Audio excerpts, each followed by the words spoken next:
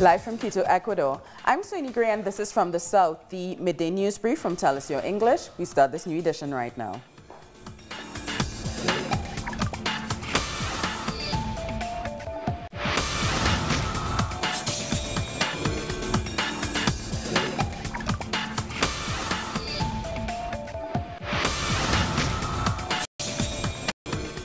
The Venezuelan government is beginning a crucial meeting with creditors to discuss restructuring and refinancing its debt. More than 400 domestic and international bonds holders and other creditors are attending the meeting in Caracas, just across the road from the Miraflores presidential palace. On Sunday, President Nicolas Maduro said that Venezuela has already reached a financing agreement with Russia. They're betting that Venezuela will default. But never. Venezuela will never default. It will never happen. Venezuela will always have a clear strategy, and now our strategy is to renegotiate and refinance all of Venezuela's external debt, because we will not continue down this road. Tomorrow, Monday 13, we begin the first round of renegotiation and refinancing. Tomorrow, Monday 13, we begin the first round of renegotiation and the sovereign refinancing of foreign debt and of all international commitments of the Republic. I can announce here that the international commitments with the Chinese People's Republic go perfectly well and will continue to advance in that way.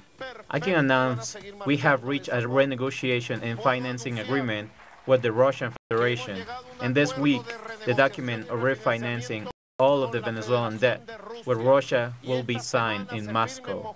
El documento de refinanciamiento de toda la deuda venezolana con Rusia. 414 414 investors have confirmed their attendance. Investors, holders of Venezuelan foreign debt, 414. That is, today, 91% of all holders of Venezuela's foreign debt. Our correspondent, Regan Devine, joins us now live from Caracas.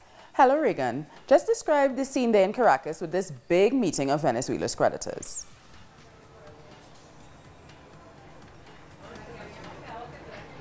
Well, at the White Palace, which is just opposite the Miraflores Palace here in Caracas, it is busier than usual, which is expected, I suppose, is heightened security. So much so that I was not allowed inside, which is why I'm reporting to you from Caracas studio, Telesur's Caracas studio here. So what we know thus far is that just this is the latest development. This meeting with these 414 bondholders, 14 and 14, confirmed to supposedly would have been present. This is the latest development after Maduro last week announced that he was going to initiate some measures to, quote, protect the economy.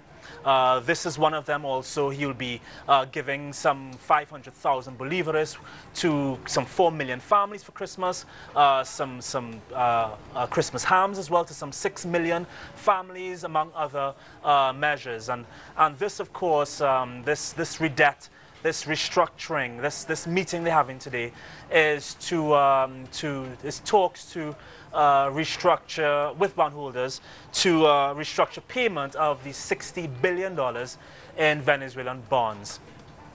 And so immediately the U.S. had responded to this as well, issuing some warnings to bondholders. This meeting consists of local and international bondholders. And of course, the U.S. sanctions dictated that no one was to conduct business with Venezuelans. So we're not exactly certain if these the U.S. portions of bondholders who are partaking in these talks of negotiations are affected by any U.S. laws. However, the U.S. has stated that anyone who negotiates with the Venezuelan government can receive millions in fines, jail time. Any company that partakes could receive some up to $10 million in fines. So we're not certain as to exactly if these talks will affect those under U.S. jurisdiction. And so we're looking at this closely. We're not getting information out as yet. Presumably the meeting is still ongoing, but once it's done and we have some information, Sonia, I'll let you guys know. Okay, thank you so much for that. So we've been speaking to Regan Devine. Regan Devine's there in our Caracas studios. European Union foreign ministers have agreed to an arms embargo against Venezuela. Meeting in Brussels, the foreign ministers confirmed the ban announced last week on the sale of any military equipment that could be used allegedly to repress demonstrators. They also agreed the basis for possible future sanctions on named government officials. The Spanish government has been leading the push for sanctions against Venezuela. Mark Weisbrot is the co-director of the Center for Economic and Policy Research in Washington, D.C. The CEPR is an independent, non-partisan think tank, and we're going to talk to him about the Venezuelan government's latest attempt to restructure their debt. Hello, Mark. Thank you so much for joining us. The mainstream media has been talking a lot about a possible default by Venezuela, but the government there says that's not going to happen. Can you talk to us about what's the actual situation with Venezuela's debt right now? Well, yes. I mean, first of all, the Trump sanctions are designed to try, and it's basically a financial embargo on Venezuela. So it prevents Venezuela from borrowing from U.S. nationals or from the U.S. international U.S. financial system, which, of course, is a huge part of the world financial system. And the purpose was to make sure that Venezuela couldn't borrow more money, even to roll over its debt. So, in other words, normally, most countries in the world, almost all countries in the world, when their debt comes due, when the bonds mature, they borrow again. And maybe they pay off some of the principal, but they don't have to pay off all of it. So Venezuela is in this position where they're paying off all of their principal and interest.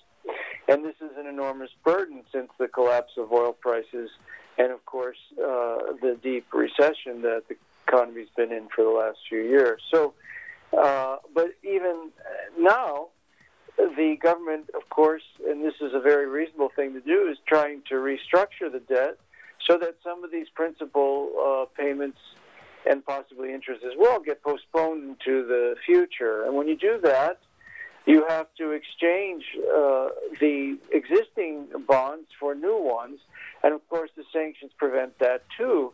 And then the Trump administration took other measures, including threatening these bondholders who have come today to talk about restructuring. They were threatening them with fines and prison sentences for even talking to, even participating in this meeting. So the whole purpose, again, I can't overemphasize this because it's, most of the media is not reporting it this way, but the whole purpose of these sanctions is to make it impossible for the economy, Venezuelan economy, to recover. That is that's their effort. And, of course, this is a very destructive thing to do, given the political situation and everything else. What they're basically saying is we don't want a negotiated or an electoral or a peaceful solution. We want to cripple the economy. We want to keep the economy from recovering so that people will rebel against the government. So they're really promoting violence in that sense, and I think it's important for people to understand that. And it's not only them, but it's the Secretary General of the Organization of American States, who's been campaigning for years to topple the Venezuelan government. And now you see some propaganda support from the European Union as well today. So this is a concerted effort. But I don't think it's going to succeed. And Mark, Venezuela has already made an agreement with Russia. It's going ahead with China. How far can agreements with its allies make the situation in Venezuela better?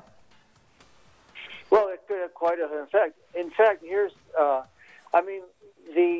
the effort to choke the Venezuelan economy in this way, which is something, by the way, the United States hasn't done anything like this since the embargo on Nicaragua in 1985. So this is quite an unusual and not very common measure. Obviously, there's an embargo on Cuba. That started back in the early 60s. So this is a very unusual and extreme thing that the Trump administration is doing. But I think the thing about foreign help is that becomes much more important now than it was previously because the U.S. is cutting off are trying to cut off Venezuela from the international financial system for both borrowing and for debt restructuring. And so, ironically, China, for example, and Russia could play a huge role because the value of the Venezuelan debt has plummeted. For instance, as of a week ago, the value of the total debt of Venezuela, which is sometimes listed in the media as $120 billion of foreign debt, sometimes a lot less, depending on whether they're looking at the nominal value. But the nominal value, if someone were to just buy it up, right now is about $16 billion. That is the debt held by foreigners. So it's a very small amount of money. So China, for example, could very easily buy that. Wouldn't lose any money at all because they would get the interest payments on it. And that would be the end of Venezuela's foreign debt. It could be gotten rid of quite cheaply right now. Okay, thank you so much for that. We have been talking to Mark Weisbrot. He is the co-director of the Center for Economic and Policy Research in Washington, D.C. Thank you so much for that, Mark. The Puerto Rican independence leader, Oscar Lopez Rivera, is making his first ever visit to Cuba. Lopez Rivera spent 36 years in jail in the United States, some of that time alongside one of the 5 Cubans held for alleged espionage. For many, many years, I've been wanting to come to Cuba. And now that I'm here, I want to express my deepest gratitude and love to the people of Cuba. I wish them a lot of strength to resist, and I'm here to tell them that the Puerto Rican people are going to stand beside you until the last minute. I believe Puerto Rico is suffering the worst moment in its history, especially because of the way that the U.S. government is treating us. Our situation reflects how far the U.S. government can go. In Puerto Rico, those who have ruled the island since the first times of the colony, they can't rule any longer. No Puerto Rican can govern in Puerto Rico because it's Washington and Wall Street who rule there. Our correspondent in Havana, Laura Prada, has more on this historic visit. Hello, yes, indeed. Last night arrived to Havana the Puerto Rican independence fighter Oscar Lopez Rivera on a visit that would last until November 26. This visit was announced in the month of May, the day of his liberation, on a phone call made by the Cuban hero and president of the Cuban Institute of Friendship with the People, Fernando González, a close friend to Oscar Lopez because they both share prison while in United States. This visit has a special commemoration because it happens on the days that Cuba is remembering the first anniversary of the loss of Fidel Castro. Oscar will visit also Santiago de Cuba and Santa Clara. He will also be receiving the Order of Solidarity, and he will have a meeting for sharing ideas and thoughts with a university community in the University of Havana. He will also be received at the Ministry of Foreign Affairs, and today, right now, is happening a big celebration, big welcoming at the Cuban Institute of Friendship with the People. This is all I have for now of the visit of Oscar Lopez to Cuba. I get back to you. Laura Prada there with that report. The Montana Energy Company that was awarded a $300 million contract to repair Puerto Rico's power grid in the wake of Hurricane Maria is facing scrutiny over the inflated fee it charged the island state-run utility. Whitefish Energy Holdings charged the Puerto Rican Electric Power Authority, PREPA, $319 an hour per linesman, almost 17 times the hourly rate that its Puerto Rico-based workers were actually paid. According to experts, the fee is well above any reasonable charge, even in an emergency situation. Whitefish have had their contract cancelled in light of the scandal, but will continue repairs until November 30th. CARICOM has signed the second phase of a trade and economic cooperation agreement. The accord, initiated in 2000, strengthens economic trade and commerce between member countries. According to CARICOM, the bilateral alliance will eliminate non-tariff barriers to trade, regulate health and sanitary conditions of commerce between participating countries, and eliminate duty on more than 320 Cuba-traded items, including meat, fish, dairy products, fruits, vegetables, beer, rum, cement, soap, and apparel. And we have more news in a minute, so stay with us.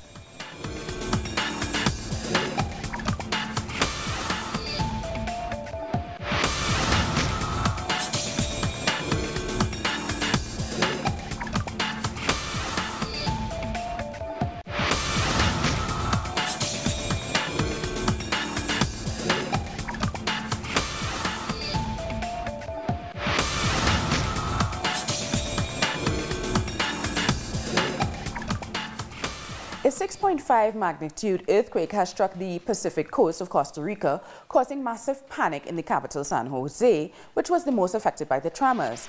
While there were no fatalities as a direct result of the quake, at least 3 people had heart attacks, 2 in Jacao and 1 in Coronado. One building was reportedly evacuated after the wall showed signs of collapsing. The Puerto Rican government reported electricity loss and rock slides obstructing the roadways in some areas. Our correspondent in Costa Rica, Fernando Francia, has more details. Costa Rica was hit by an earthquake and more than 280 aftershocks on Sunday night. Preliminary reports have determined that the epicenter of this earthquake was located in Jaco, a tourist town located on the central Pacific coast. With a magnitude of 6.7, there was no significant damage to infrastructure, although in San Jose another earthquake was felt this morning. Officials have confirmed the death of 2 people as a consequence of heart attacks. Fernando Francia with that report. Thousands of people in Mexico are still waiting for their homes to be rebuilt, as the Mexican government promised after the earthquake on September 19th, which left over 470 dead and thousands homeless. Our team in Mexico has been back to some of the worst affected areas to see the harsh reality they face. Nearly 2 months after the earthquake that shook the center of Mexico, the sadness of losing everything they had is turning into indignation for those who are sleeping in the yards of their apartment blocks. The only alternative they give us are credits with a very high interest rate. People like me can afford that. Why should I pay again for an apartment that already costs so much?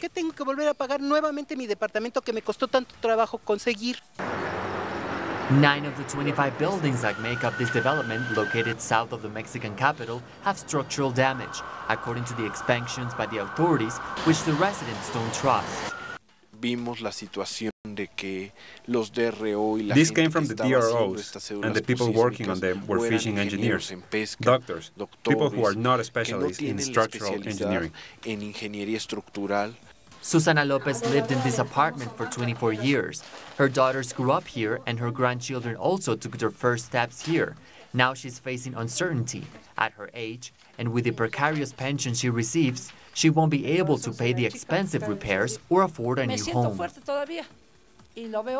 I'm still feeling strong, and I see that because I'm going everywhere, writing and working here and there, but I don't know for how long I can go on like this. Sometimes I feel like I'm going to collapse. The families in the 150,000 other homes are in similar circumstances in the center and south of the country after the earthquakes in September.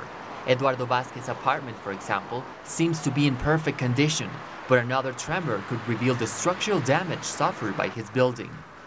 The conditions are precarious to spend the night. It's hard not to have the comfort that any other worker has every day.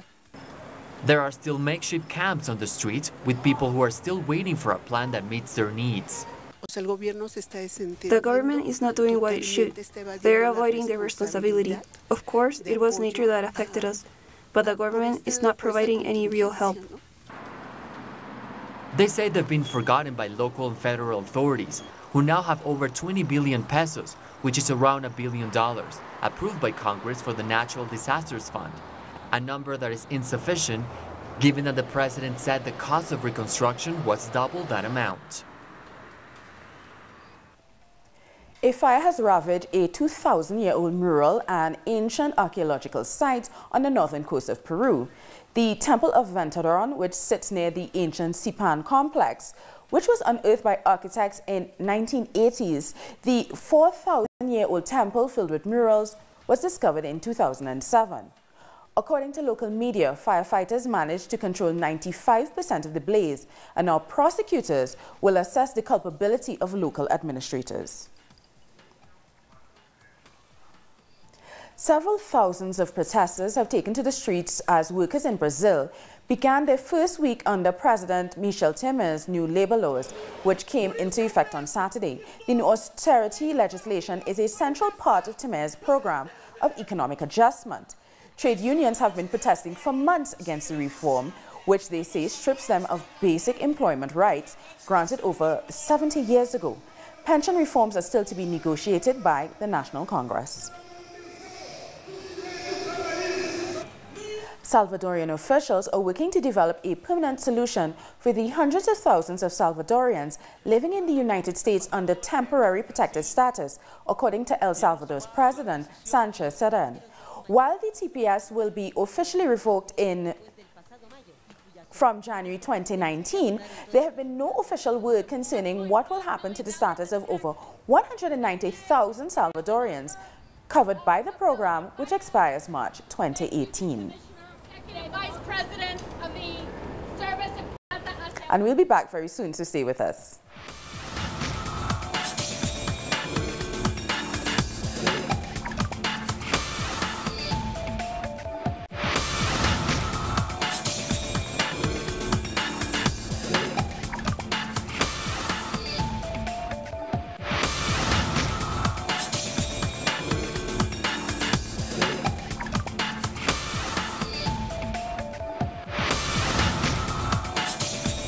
In his first public remarks since his shock resignation last week, Prime Minister Saad Hariri said he will return to Lebanon from Saudi Arabia within days to formally submit his resignation. Hariri blamed the Iran-backed Hezbollah movement for his resignation, citing concerns over his and his family's safety. Hariri has held out the possibility that he could rescind his resignation if Hezbollah agreed to stay out of regional conflicts such as Yemen. Our correspondent Hibani Al-Bide has more details from Athens. Buenas tardes, saludos a toda nuestra audiencia desde Atenas. Right now we're in Greece, but tomorrow morning we'll be in Lebanon on Beirut streets, trying to understand better the complex situation after 8 days ago. Prime Minister Saad Hariri announced his resignation from Saudi Arabia. Hariri has double nationality, Lebanese and Saudi. His family, starting with his father, who was minister on 2 occasions and was murdered in 2005, has always had close relations with the Saudi monarchy. It's one of the most important actors, a principal actor in the Cold War against Iran that passes through all the Middle East, a war that crosses the conflicts in Syria, Yemen, Bahrain, and now Lebanon. The opposition, which supports Syria and Iran, Hezbollah, has denounced that Hariri is not free in Saudi Arabia, that the Prime Minister has been kidnapped some way, and that his declarations are not made of his own free will, but are dictated by the Riyadh government.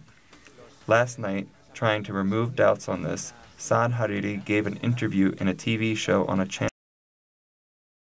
He said that he's in Riyadh not because he lost his freedom, but of his own will because he's afraid that in Lebanon he may suffer an attack similar to the one his father did in 2005. However, he hasn't cleared up all the doubts.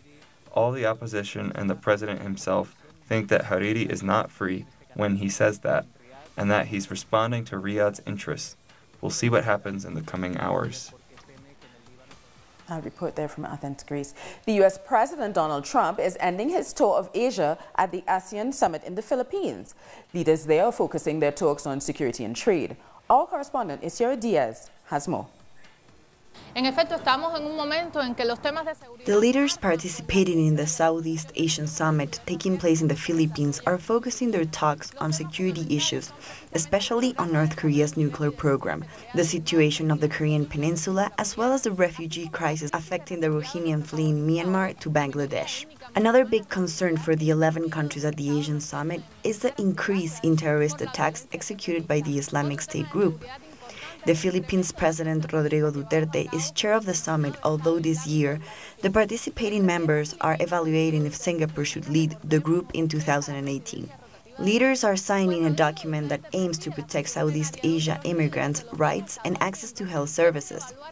U.S. President Donald Trump will finish his tour around the region in the Philippines, a trip that also took him to Japan, South Korea, China, and Vietnam. During his last meetings, Donald Trump is expected to defend his ideas on protectionism and his stand against North Korea's nuclear program. The Asian group, created 50 years ago, has a joint gross domestic product of $2.55 trillion for 2016, and their countries have a total population of 622 million people. The Asian group became more relevant after China created the Belt and Road Initiative, one that promotes free trade and globalization. That report from Isiara Diaz. We've come to the end of this midday news brief. For these and many other stories, you can find them on our website, telesurtv.net/English. And join us on social media, Facebook, Twitter, and Instagram. For Tell Us Your English, I'm Soini Gray. Thank you so much for watching.